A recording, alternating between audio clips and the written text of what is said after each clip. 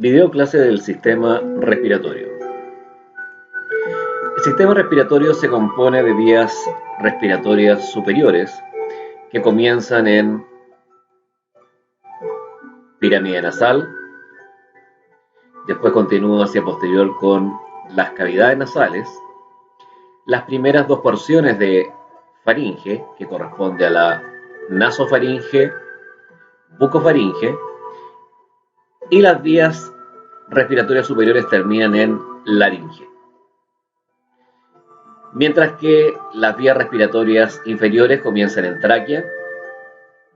La tráquea forma los bronquios primarios o principales, que se ramifican en cada uno de los pulmones.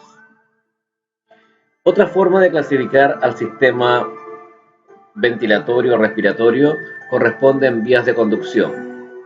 Las vías de conducción son todas las vías que permiten el flujo del aire y que se componen desde pirámide nasal hasta las terminaciones bronquiales, específicamente los bronquiolos terminales.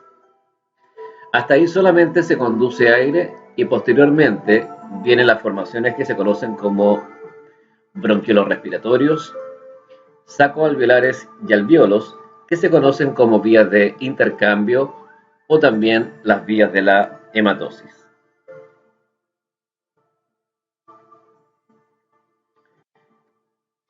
La primera porción que tiene el sistema respiratorio corresponde a la pirámide nasal. Esta pirámide nasal se ubica en la región ventral de cara. Se compone de un dorso, un ápice o punta. Desde ese ápice existe una porción que separa los orificios nasales. Esa porción que separa los orificios nasales se denomina como columela. Cada orificio nasal se denomina como narina, y lateral a la narina encontramos las alas nasales. Toda esta pirámide nasal está formada por las distintas cubiertas, que es desde piel, fascia superficial, fascia profunda, músculos esqueléticos, y además un esqueleto que está formado principalmente por cartílagos. Los huesos que forman parte de la pirámide nasal son principalmente los huesos propios de la nariz o huesos nasales, pero también contribuyen a esta pirámide nasal una porción de los huesos maxila y una porción del hueso frontal. Existen también cartílagos, como son los cartílagos alares y cartílago o proceso lateral del cartílago del tabique, más un tejido fibroadiposo. Aquí en esta imagen es una visión inferior de la pirámide nasal, donde se ubica lo que es el ápex, la columela, que están formadas por cartílago, y el ala nasal, que está formada por un tejido fibroadiposo. Y la abertura corresponde a la narina, izquierda-derecha. La parte interna de cavidad nasal se denomina vestíbulo, que es la entrada hacia lo que es la región nasal. Posterior a lo que es pirámide nasal, encontramos cavidades nasales o fosas nasales. Son dos fosas nasales que están separados por un tabique. En cada fosa nasal existen 6 paredes. Existe una pared superior, una pared inferior, una pared lateral, una pared medial y una pared anterior, que es una abertura, y otra pared posterior que también es una abertura.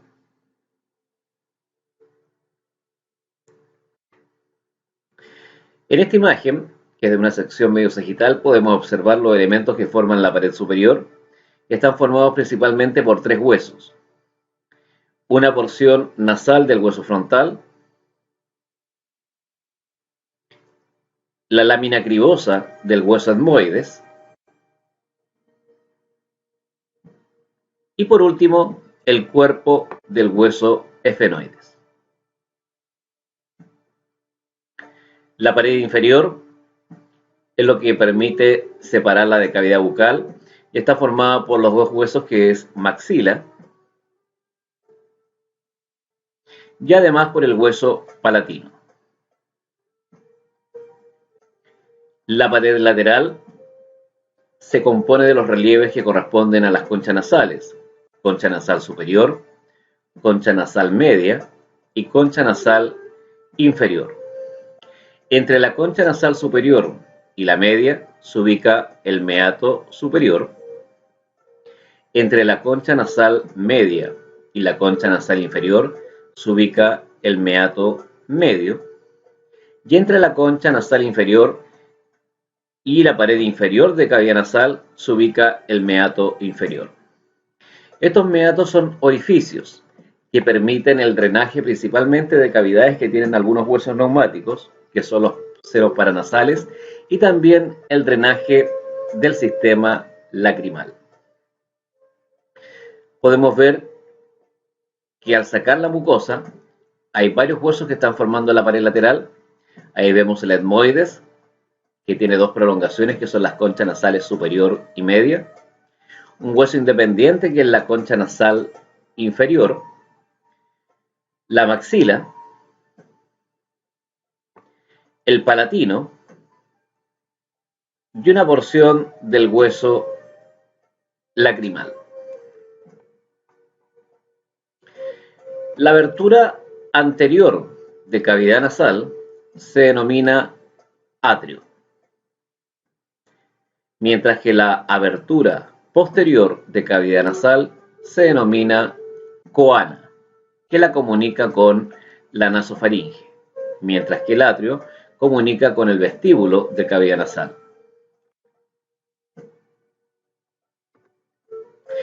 La pared medial está formada por lo que es el tabique.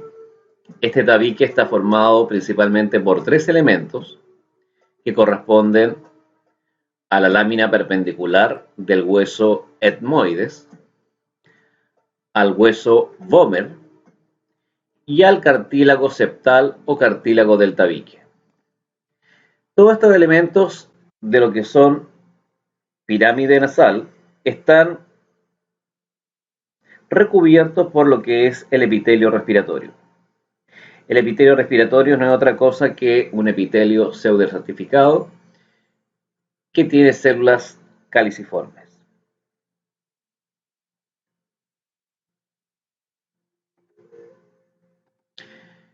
Rodeando lo que es cavidad nasal encontramos los senos paranasales.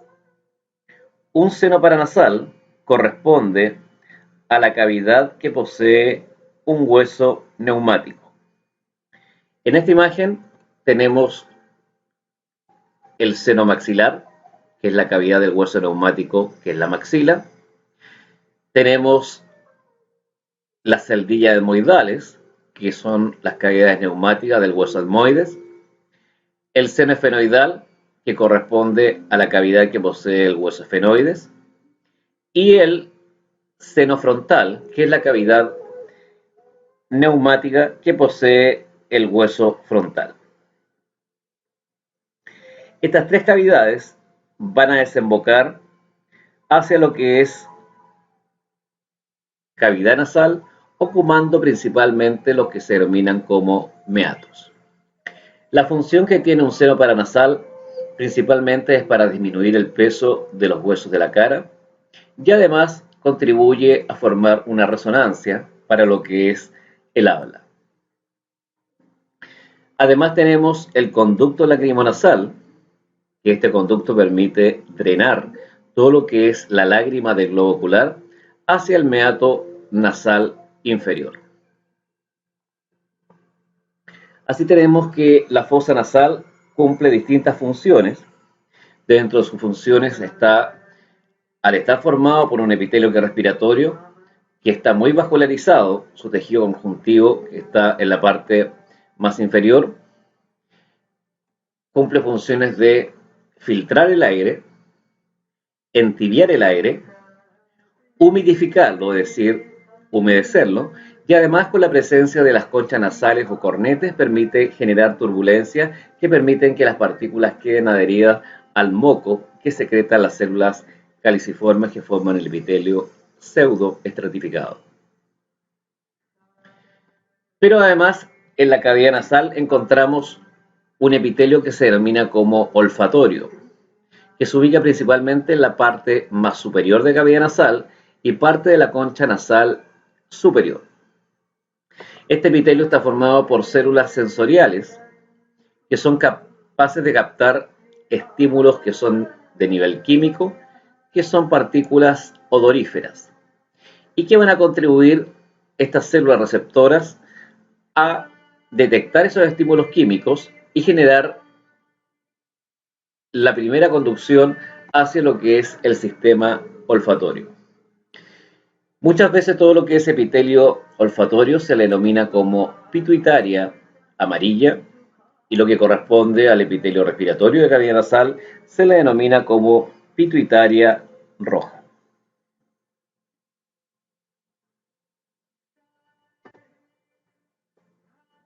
Las siguientes porciones del sistema respiratorio corresponden a nasofaringe y bucofaringe. La nasofaringe tiene como límite superior la base del cráneo y como límite inferior lo que corresponde al paladar blando. Posee como límites vertebrales o niveles vertebrales la vértebra cervical 1 y la vértebra cervical 2. Mientras que la bucofaringe tiene como límite superior el paladar blando y límite inferior epiglotis, y posee como niveles vertebrales la vértebra cervical 2 y la vértebra cervical 3.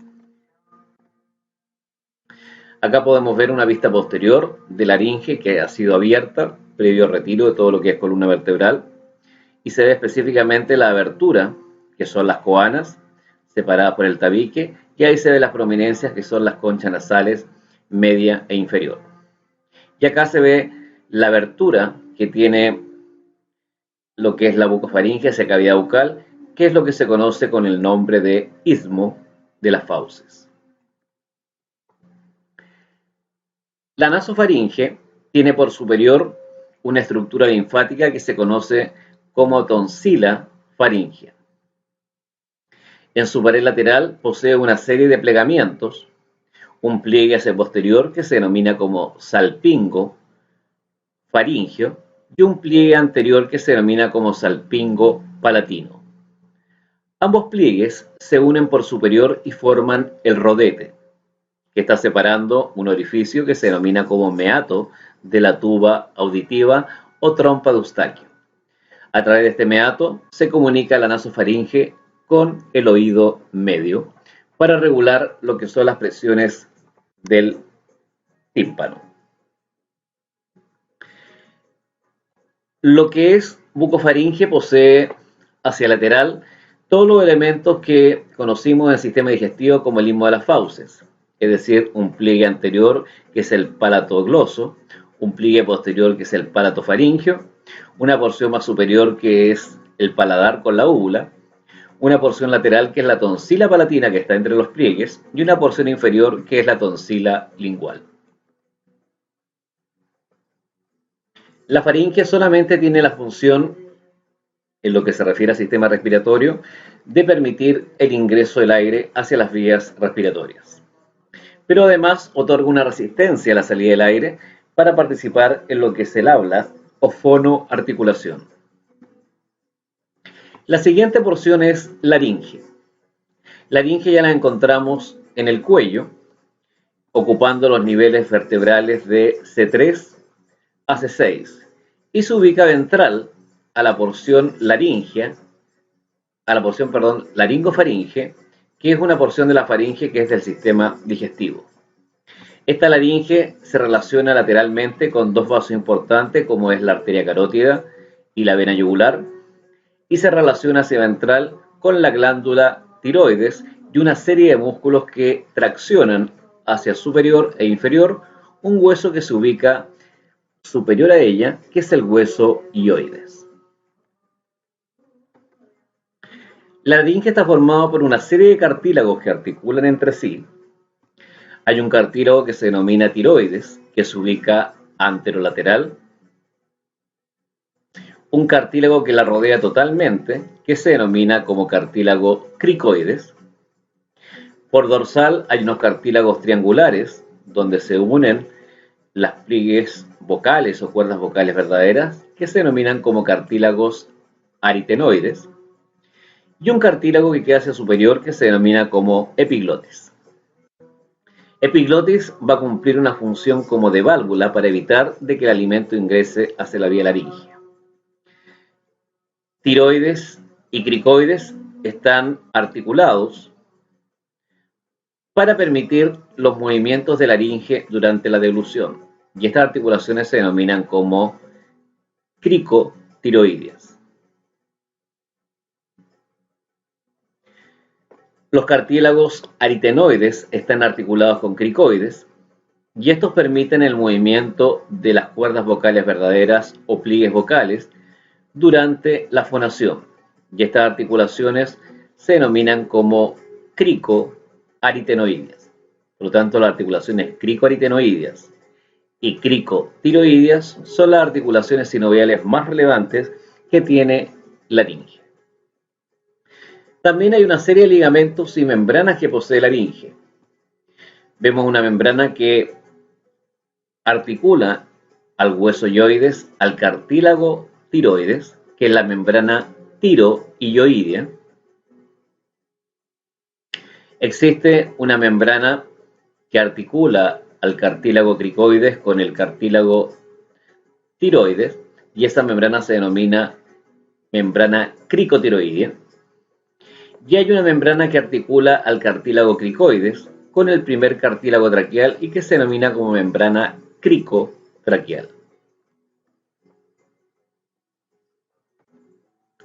Existen además una serie de músculos, que son los músculos intrínsecos de laringe, que son los responsables de mover cada una de las articulaciones que posee esta laringe, y mover además lo que es las cuerdas vocales, y además cerrar todo lo que es la abertura superior de la laringe durante la deglución.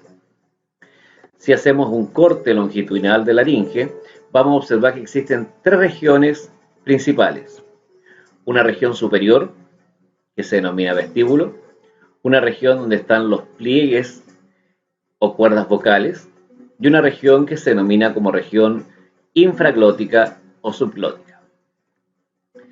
En mayor detalle tenemos divisiones más específicas como corresponde al vestíbulo, que ya mencioné, que es la entrada a la laringe, dos pliegues superiores, que se denominan como pliegues vestibulares o cuerdas vocales falsas, una cavidad, que se denomina ventrículo, y dos pliegues musculares que se denominan pliegues vocales o cuerdas vocales verdaderas, que son las responsables de la fonación.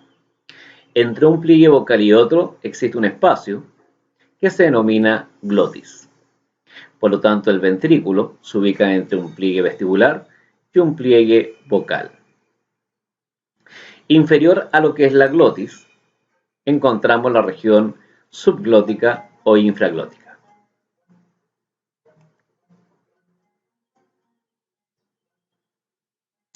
Lo que es laringe es una vía que permite el ingreso del aire hacia la vía respiratoria, pero de salida permite generar una resistencia y permite vibrar lo que son las cuerdas vocales para la fonación y también otorgar resistencia al flujo del aire para lo que es el habla o fonoarticulación. La siguiente porción del sistema respiratorio corresponde a tráquea. La tráquea se ubica desde C6 hasta la articulación entre T4 y T5. Hay una porción de tráquea que se ubica a nivel de cuello, que es la tráquea cervical, y hay una porción de tráquea que se ubica en tórax, específicamente en el mediastino. La tráquea está formada por una serie de anillos o cartílagos traqueales, que son cartílagos en forma de C que la cubren por lateral y anterior. Por posterior no existen cartílagos, sino que existe un músculo que se denomina músculo traqueal. Este músculo está presente porque por dorsal la tráquea encontramos a lo que es el esófago, y así el esófago puede comprimir hacia ventral la tráquea durante lo que es la deglución. El último cartílago traqueal se denomina carina. La carina permite dar origen a cada uno de los bronquios principales o primarios. Esta tráquea está formada también por una mucosa, donde predomina el epitelio pseudoestratificado, ciliado con células caliciformes. Hay un tejido conjuntivo con abundantes glándulas secretoras de Moca, que es las glándulas traqueales, una capa de cartílago que lo cubren por anterolateral. Por dorsal existe el músculo traqueal y después una cubierta externa denominada adventicia. Recordemos que dorsal a tráquea se ubica el esófago. Después de lo que es tráquea vienen los bronquios principales. Cada bronquio principal también está formado por una serie de cartílagos que corresponden a los cartílagos bronquiales, que también tienen una forma de C, pero son menos completos que los cartílagos traqueales. Existe una diferencia entre cada uno de los bronquios principales. Por un lado, en la ubicación. Cada bronquio principal se ubica en la región pleuropulmonar respectiva, o también llamada como región del hemitórax. Existe también una diferencia de grosor. El bronquio principal izquierdo es de menor grosor o calibre, mientras que el bronquio principal derecho es de mayor grosor o calibre. Por otro lado, la orientación que están estos bronquiolos es que el bronquio principal izquierdo es de manera más oblicua, mientras que el bronquio principal derecho es de manera más vertical. Otra diferencia es lo que es la longitud. El bronquio principal izquierdo es de mayor longitud que el bronquio principal derecho. Esto significa que el bronquio principal izquierdo ingresa al pulmón, mientras que el bronquio principal derecho se divide en unidades que se denominan como bronquios lobares, que son las que ingresan al pulmón derecho. Otra diferencia entre los bronquios principales es que el bronquio principal izquierdo se divide en dos bronquios lobares, superior e inferior, mientras que el bronquio principal derecho se divide en tres bronquios lobares, superior, medio e inferior.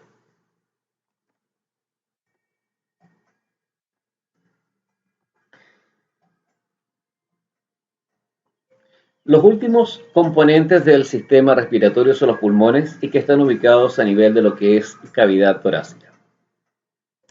Con el fin de relacionar estructuras, vamos a ver cuál es la estructura anatómica que posee el componente que es pared torácica, que es lo que protege a los pulmones.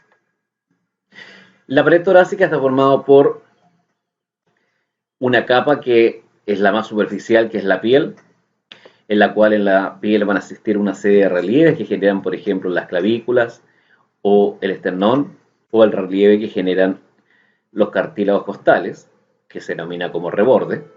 Y además están las mamas, que es la prominencia que generan las glándulas mamarias, con una región más coloreada o pigmentada de la piel que se denomina como areola, y una estructura más proyectada y pigmentada que se denomina como pezón.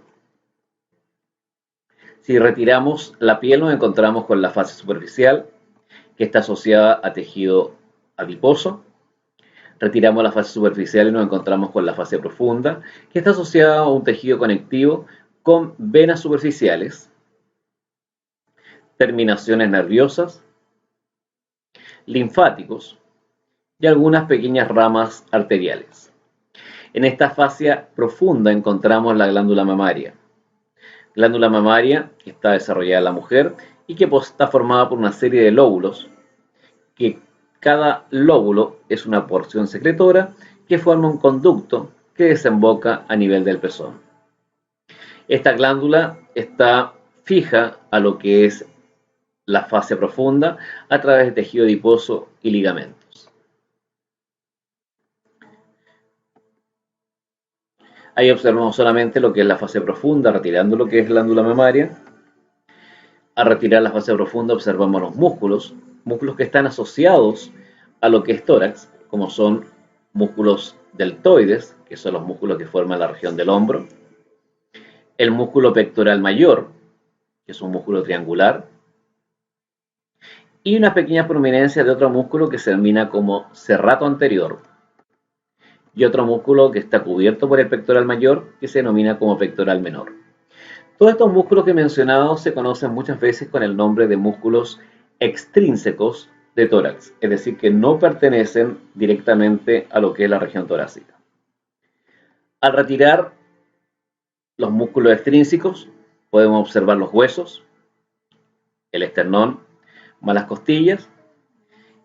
Vemos que las costillas no articulan directamente con el esternón, sino que existen cartílagos que se denominan como cartílagos costales. Tanto la forma de las costillas como la presencia de cartílagos otorgan una mayor elasticidad a lo que es la pared torácica para los movimientos ventilatorios. Entre una costilla y otra existen los denominados espacios intercostales. Cada espacio intercostal está ocupado por 3 músculos intrínsecos que se denominan como músculos intercostales. Que de superficial a profundo encontramos el músculo intercostal externo, el músculo intercostal interno y el músculo intercostal íntimo. Existen otros músculos que también son intrínsecos y están asociados a lo que es pared torácica o son propios de tórax, como este músculo que se ve ahí, que es el músculo triangular del esternón o transverso del tórax, y también el músculo diafragma. Por lo tanto, la pared torácica está formada por un esqueleto que está formado por las costillas que se ubican dorso-lateral en el tórax. Son huesos de tipo plano. En estas costillas vamos a encontrar una clasificación en que las primeras 7 se denominan como costillas verdaderas, porque cada costilla tiene un cartílago que se articula con el esternón.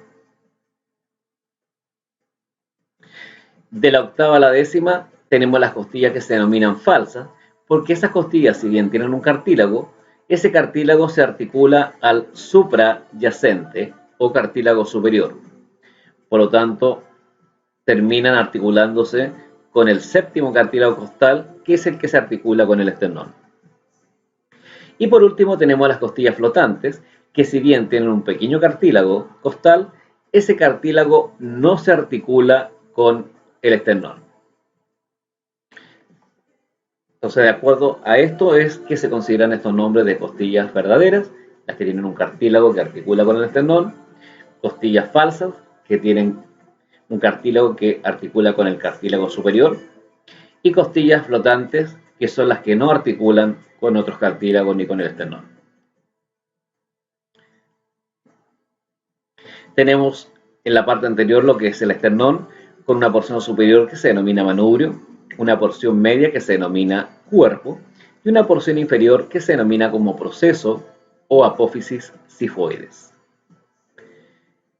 En la parte superior del esternón hay un borde a modo de escotadura que se denomina como escotadura o incisura yugular, y el manubrio se articula con el cuerpo a través de una articulación que es la manubrio esternal, y el cuerpo se articula con el proceso sifoides a través de una articulación que se denomina sifo esternal.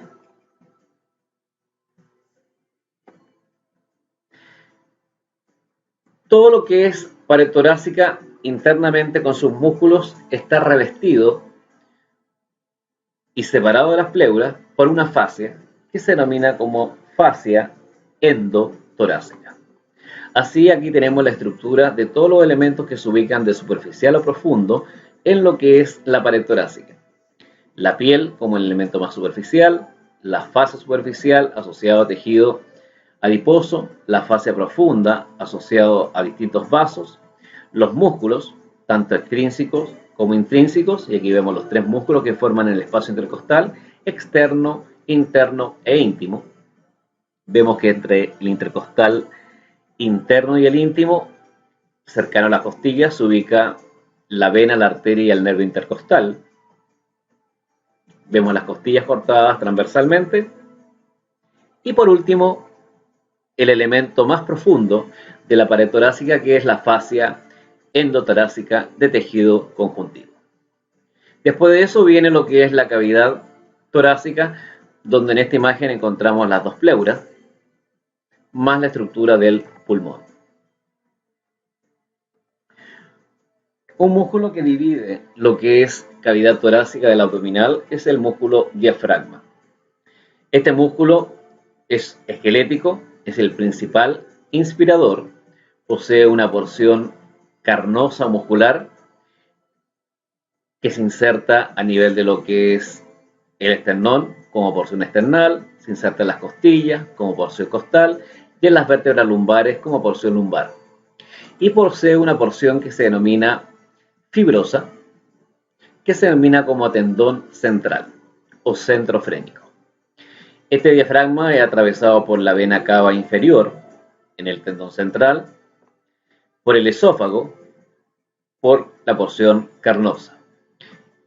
Por lo tanto, cuando el músculo se contrae, que en su forma en reposo es convexo hacia superior, cuando se contrae se aplana y por lo tanto comprime tanto la vena cava inferior y el esófago, lo que permite servir o contribuir al retorno venoso y evitar el reflujo gastroesofágico respectivamente. También es atravesado por los vasos y nervios frénicos. Dorsal al diafragma pasa lo que es la aorta, ya que no puede atravesarlo, sino se comprime y al comprimir el lumen provocaría daños a lo que es la circulación sistémica. Y dorsal también encontramos el conducto torácico del sistema linfático. Después tenemos lo que es cavidad torácica. La cavidad torácica está separada en una porción media, que se conoce con el nombre de mediastino, y dos porciones laterales en donde se ubican los pulmones y pleura, que se conocen con el nombre de regiones pleuropulmonares o también llamadas hemitórax. El mediastino, que se ubica en la región media de la cavidad torácica, está separado en dos, a través de un trazo imaginario que se hace desde el ángulo manubrio esternal hasta la articulación o sínfisis de T4 y T5. Esto permite separar al mediastino en un mediastino superior y otro inferior. El mediastino superior tiene cuatro planos, que de ventral a dorsal son plano glandular, donde ubicamos el timo, plano venoso, donde ubicamos las venas brachiocefálicas, plano arterial, donde ubicamos el arco de la aórtica o arco aorta, más las ramas que se originan de ese arco, que son el tronco arterial brachiocefálico, la carótida común izquierda y la arteria subclavia izquierda. Y por último, el plano visceral, donde se ubica la tráquea, el esófago. El mediastino inferior también posee tres planos. Encontramos un mediastino anterior, que queda entre el esternón y la envoltura del corazón, que es el pericardio. En ese mediastino anterior encontramos tejido adiposo y además ligamentos que fijan el corazón a la cavidad torácica. Encontramos un mediastino medio donde se ubica el corazón más su envoltura, que es el pericardio. Y encontramos el mediastino posterior, que está entre el pericardio y la columna vertebral, donde encontramos distintas estructuras como por ejemplo es la aorta, el esófago, el conducto torácico y las venas ácidos.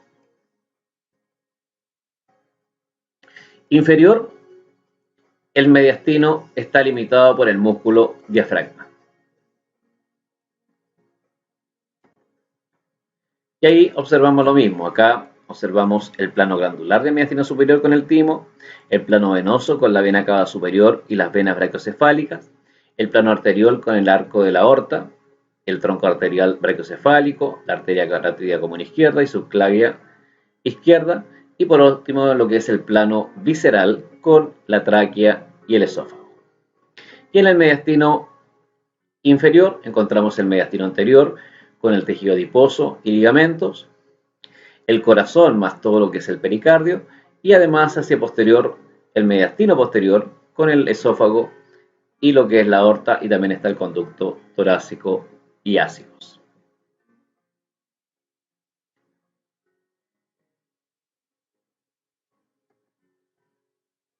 La cavidad torácica está formada por también las regiones pleuropulmonares, que es donde se ubican los pulmones, y la envoltura doble, que es la pleura. Acá observamos la pleura parietal, que es la pleura que reviste a la pared torácica, uniéndose a la fascia endotorácica, y que tiene una serie de plegamientos que normalmente se conocen con el nombre de recesos. Y encontramos a los pulmones que están envueltos directamente por la pleura visceral. En la región media observamos el pericardio, que es la envoltura del corazón. Retiramos la pleura, retiramos el pericardio, observamos lo que es el corazón con sus distintas cámaras. Ahí está nuevamente lo que es el pericardio como saco. Retiramos el pericardio, observamos el mediastino posterior con lo que es el esófago y el plexo que forma el nervio vago, la aorta, parte de lo que es la vena cava inferior que está cortada y los vasos también que están hacia la parte más superior del corazón, lo que se denomina como base. Retiramos todos esos vasos del corazón y observamos la tráquea con la carina, más los bronquios principales y una serie de nervios y linfonodos, más el esófago y la aorta con el plexo del nervio vago. Retiramos esas vísceras y encontramos el conducto torácico y las venas ácidos. Y las venas ácidos se dividen en su parte izquierda como hemiácigos y hemiácidos accesoria, y hacia el lado derecho como ácidos. Estas son las responsables de recolectar toda la sangre de la pared torácica a través de las venas intercostales. Ahí están las venas intercostales. Y además encontramos a ambos lados de la columna vertebral la cadena simpática. Es un conjunto de neuronas que forma parte de este componente del sistema nervioso periférico. Los pulmones, por lo tanto, se ubican en el hemitórax. Cada pulmón es una estructura que está envuelta por la pleura. En cada pulmón ingresan los bronquios. En el caso del pulmón izquierdo, ingresa el bronquio principal izquierdo. En el caso del pulmón derecho, ingresa los bronquios lobares. Por lo general se dice que ingresa el bronquio lobar superior y la rama que posteriormente dentro del pulmón va a formar el bronquio lobar medio e inferior. Por eso se le denomina normalmente a este tramo como bronquio epaterial. El bronquio epaterial es el tronco que origina al bronquio lobar medio e inferior.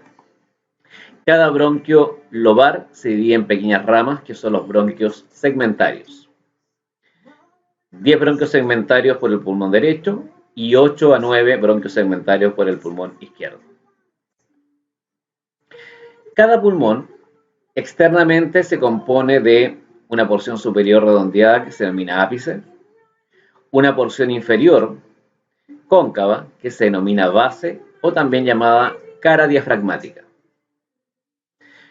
una cara convexa que se denomina como cara esternocostal, que se ubica entre dos bordes, un borde más cortante, que es el borde anterior, y un borde más redondeado, que es el borde posterior.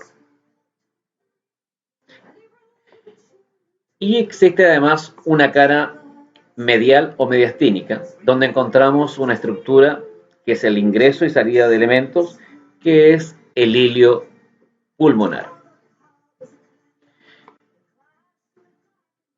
Por lo tanto, vemos que el pulmón tiene ápice, base, cara esternocostal, cara mediastínica y cara diafragmática, borde posterior y borde anterior y también un borde inferior.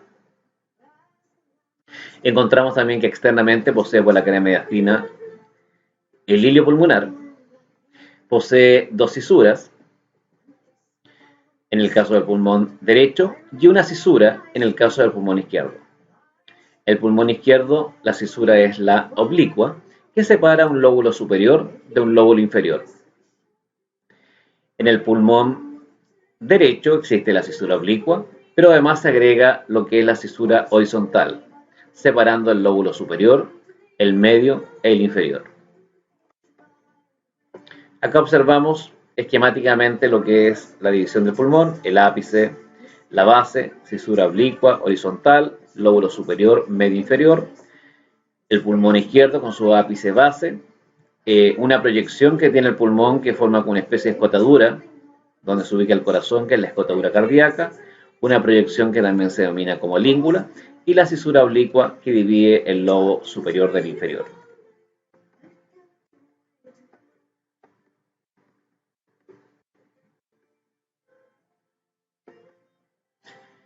En la cara mediastínica observamos una gran cantidad de estructuras, una de ellas es el ilio. Por el ilio ingresan las arterias pulmonares, ingresan también las arterias bronquiales que dan nutrición al pulmón, ingresan también los bronquios. En el caso del pulmón derecho ingresan los bronquios lobares, tanto superior como eparterial, y en el caso del pulmón izquierdo ingresa el bronquio principal izquierdo. Salen las venas pulmonares, 2 de cada pulmón, además de las venas bronquiales. Y además existen una serie de nervios y linfonodos. Cada pulmón posee marcas que se denominan impresiones. Principalmente en la cara externo-costal están las impresiones o marcas que dejan las costillas, que se denominan como impresiones costales. En la cara inferior está la marca que deja el diafragma, que es la impresión diafragmática. Recuerden que la cara inferior también es la base. Ambos pulmones tienen la marca que deja el corazón, que en el pulmón izquierdo se denomina lecho cardíaco, y que se relaciona con la escotadura cardíaca del borde anterior. Y en el pulmón derecho se denomina como impresión cardíaca. El pulmón derecho además tiene la impresión de la vena cava superior, de la vena cava inferior y del esófago. Y el pulmón izquierdo tiene principalmente la impresión de la aorta. El conjunto de estructuras que ingresa por el ilio está envuelta por la pleura. A todo ese conjunto de estructuras que ingresa por el ilio se le denomina como raíz o pedículo pulmonar, que de hecho aquí vemos una prolongación de esa estructura que es la pleura y que se conoce con el nombre de ligamento pulmonar. Como cada segmento o sector del pulmón está aireado por un bronquio segmentario, podemos encontrar estas zonas que en esta imagen aparecen como zonas coloreadas. Y podemos decir que existen estas 10 segmentaciones en el pulmón derecho y 8 nuevas segmentaciones en el pulmón izquierdo. Y esos son los segmentos broncopulmonares. 10 en el derecho, 8 o 9 en el izquierdo. Y vamos a definir como segmento broncopulmonar la porción del pulmón que es aireada o a la cual le llega aire por un bronquio segmentario, que es distinto al lobo o lóbulo pulmonar, que es la porción del pulmón que le llega aire por un bronquio lobar. Los bronquios segmentarios se siguen dividiendo hasta formar los bronquios subsegmentarios.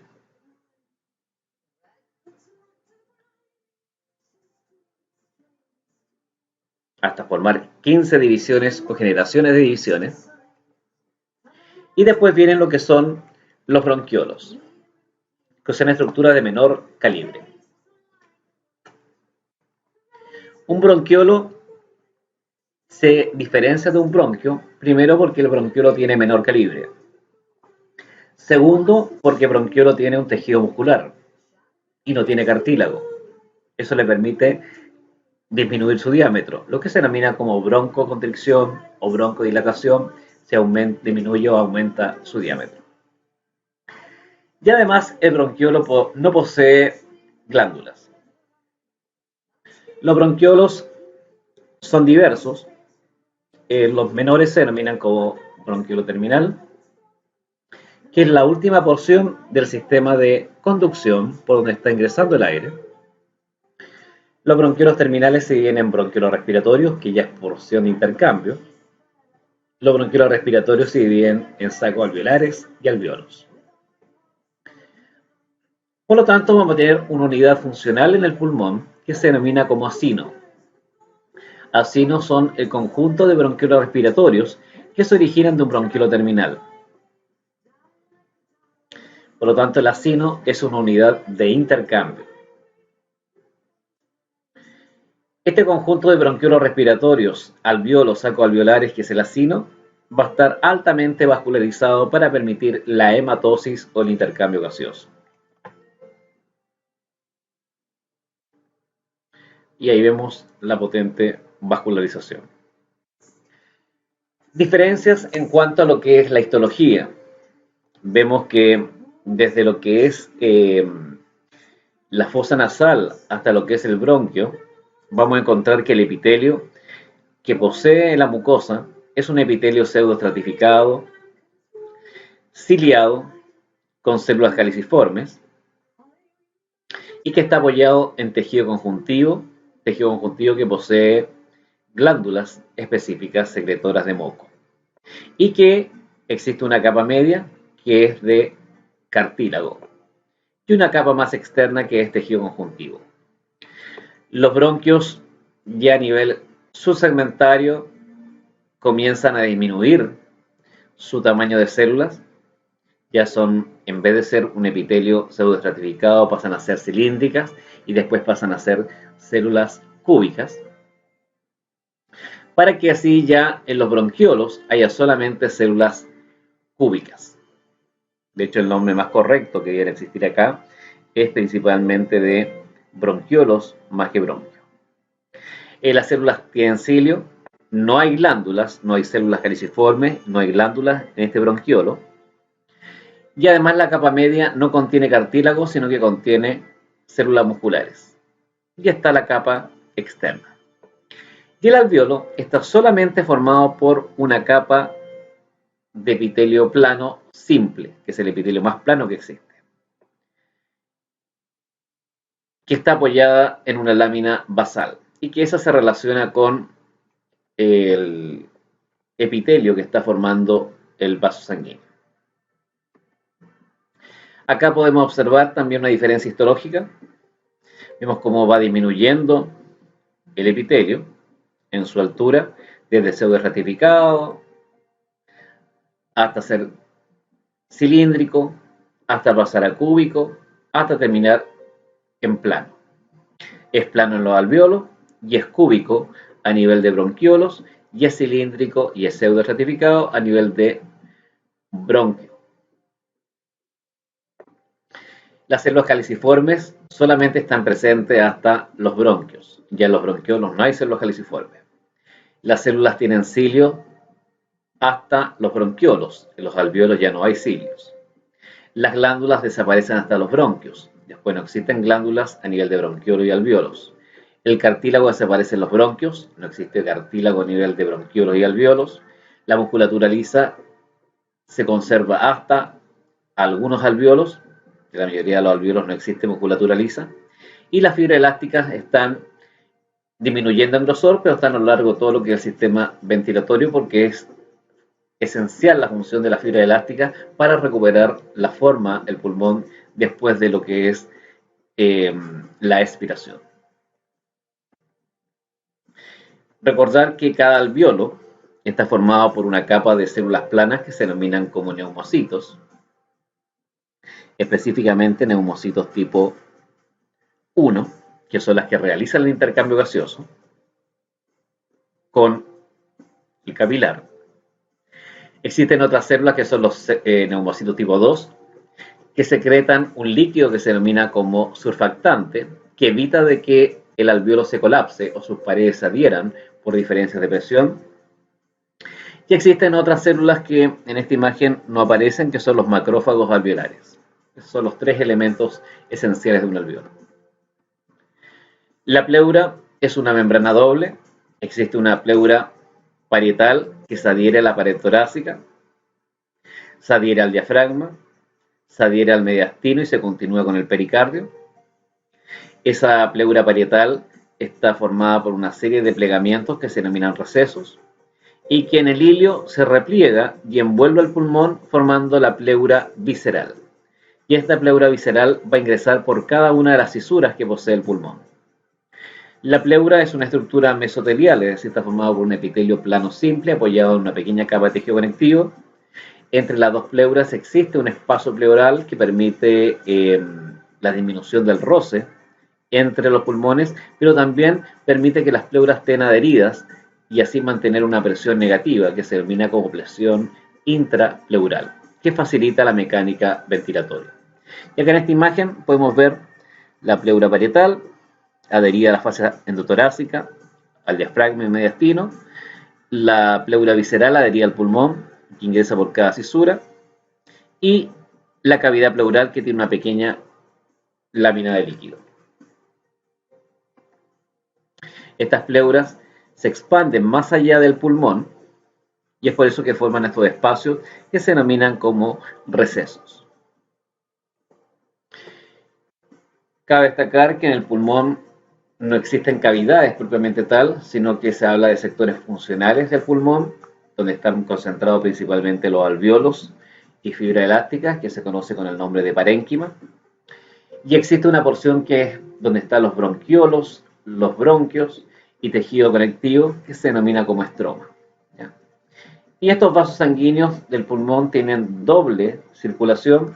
Vemos que hay una circulación que se llama pulmonar, que es la que permite ingresar la sangre al pulmón para que se oxigene y elimine el CO2 y después salga oxigenada y con menos CO2 desde el pulmón. Y una circulación que se denomina bronquial, que es la que nutre al pulmón para que pueda mantenerse como tejido vivo.